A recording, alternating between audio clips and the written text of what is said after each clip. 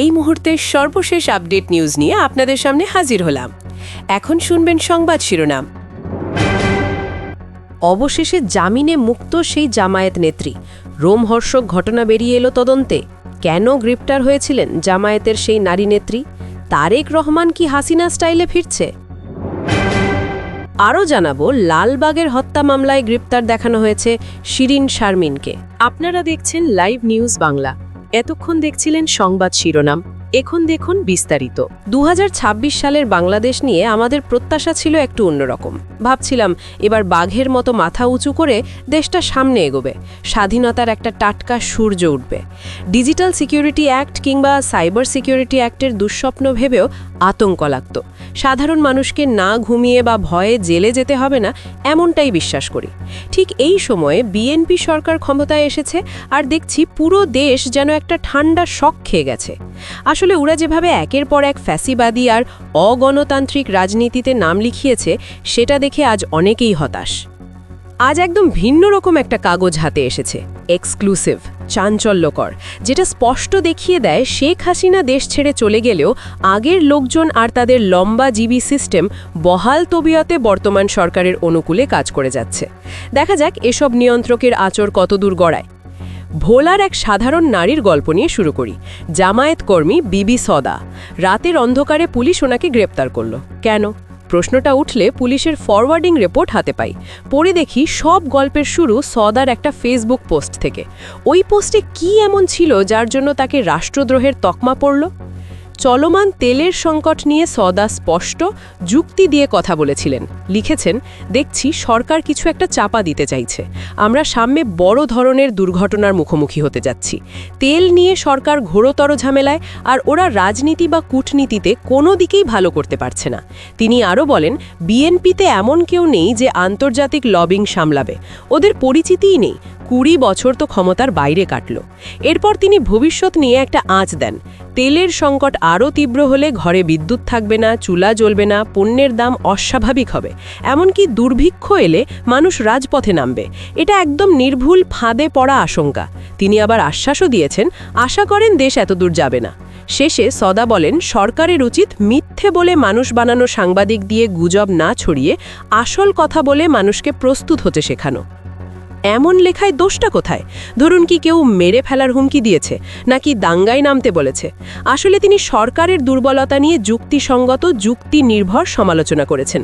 এটাই তো গণতান্ত্রিক দেশের সৌন্দর্য। অথচ এসব কথার জন্যই তাকে ঘুমন্ত বাসা থেকে তুলে নেওয়া হলো।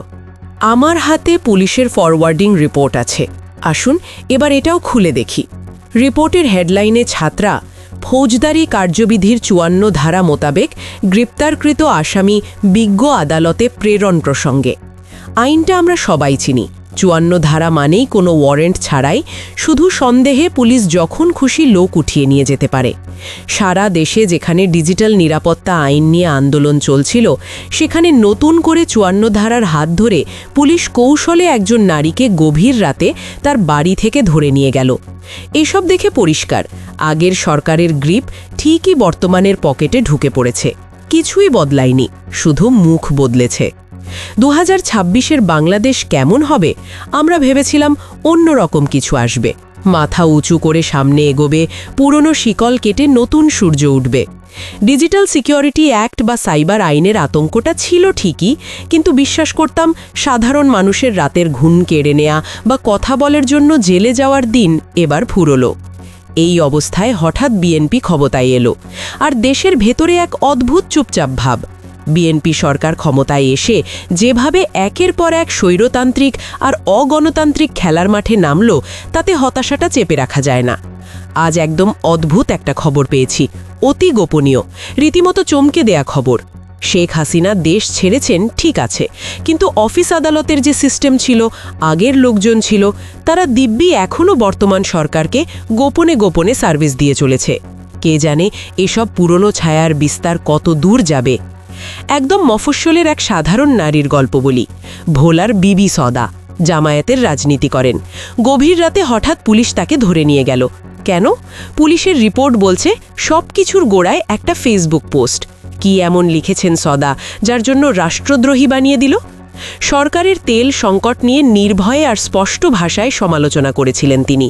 বলেছিলেন সরকার তেলের ঝামেলা লুকাতে চাইছে, দেশ বড় বিপদের আগে দাঁড়িয়ে গেছে। সবচেয়ে গুরুত্বের সঙ্গে বলেছিলেন বিএনপিতে আসলে কেউ নেই যারা আন্তর্জাতিক লবিং মবিং বুঝবে, ওদের কপালে তো গত ২০ বছর ক্ষমতাই জোটেনি। এরপর সদা একটা বাস্তব ধারণা দিলেন, তেলের সংকট বাড়লে বিদ্যুৎ থাকবে না, চুলা জ্বলবে না, বাজারের জিনিসপত্রের দাম নিয়ন্ত্রণের বাইরে যাবে, এমনকি দুর্ভিক্ষে মানুষ পথে নামতে বাধ্য হবেন। সত্যি বলতে কি এগুলো অমূলক কিছু নয়, দেশের হাল অনেকেই বুঝতে পারছে। শেষ দিকে আবার তিনি আশ্বাসও দিয়েছেন, তিনি চান না দেশ এত খারাপের দিকে যাক, বরং সরকারের উচিত হবে মিথ্যা জন্ম দিয়ে লোক জার্নালিস্ট দিয়ে গুজব ছড়ানোর বদলে সোজাসাপটা বলে জনগণকে মোকাবিলার সুযোগ দেয়া। এই লেখার মধ্যে অন্যায়টা কোথায় কেউ বুঝতে পারে না, কেউ মারার হুমকি দেয়নি, কার অদ্ভুত চালের খেলা। এটা শুধু দেশের ভেতরেই সীমাবদ্ধ নেই, দাপিয়ে বেড়াচ্ছে আন্তর্জাতিক অঙ্গনেও। ২০২৬ সালের বাংলাদেশে আমরা ভেবেছিলাম ২০ বছর ধরে চলে আসা প্রতিহিংসার রাজনীতির কাদা থেকে হয়তো বেরিয়ে আসবে সবাই, কিন্তু না, এবারকার বিএনপি সরকার নতুন একটা ভয়াবহ পরিকল্পনা নিয়ে নেমেছে। আগের মতো আর শুধুমাত্র প্রতিপক্ষ দল গুড়িয়ে দেওয়াই লক্ষ্য না, তাদের টার্গেট এবার সরাসরি নোবেলজয়ী ডক্টর মোহাম্মদ ইউনুস আর তার অন্তর্বর্তীকালীন সরকারের সাবেক উপদেষ্টারা। আমরা আজ একটু খোলসা করে বলবো তাদের বিরুদ্ধে হঠাৎ হামটিকা কেলেঙ্কারি নামে এক হাস্যকর ইস্যুতে দেশ ছাড়ার উপর নিষেধাজ্ঞা কেন, সাবেক স্বরাষ্ট্র ও নৌপরিবহন উপদেষ্টা ব্রিগেডিয়ার সাখাওয়াত হোসেনকে গ্রেপ্তারের গুঞ্জন, ফারুকের দেশ ছেড়ে যাওয়ায় নিষেধাজ্ঞা, সাবেক উপদেষ্টাদের ব্যাংক হিসাব জব্দ, এসবের ভিতর আসল খেলা কি? পুরো বিষয়টা আসলে সামনে থেকে যতটা সরল, আড়ালে ততটাই তুখর হিসেব নিকাশ। আজ সোমবার ৬ এপ্রিল ২০২৬ সুপ্রিম কোর্টের আইনজীবী ব্যারিস্টার এম আশরাফুল ইসলাম একটা লিগ্যাল নোটিশ দিয়েছেন। তাতে স্পষ্ট বলা, ডক্টর ইউনুস সহ অন্তর্বর্তীকালীন সরকারের সব উপদেষ্টার দেশ ত্যাগে নিষেধাজ্ঞা চাই। অভিযোগ, সরকারের রাষ্ট্রীয় নিয়ন্ত্রণের বাইরে হাম টিকার কার্যক্রম বেসরকারি খাতে দিচ্ছিলেন।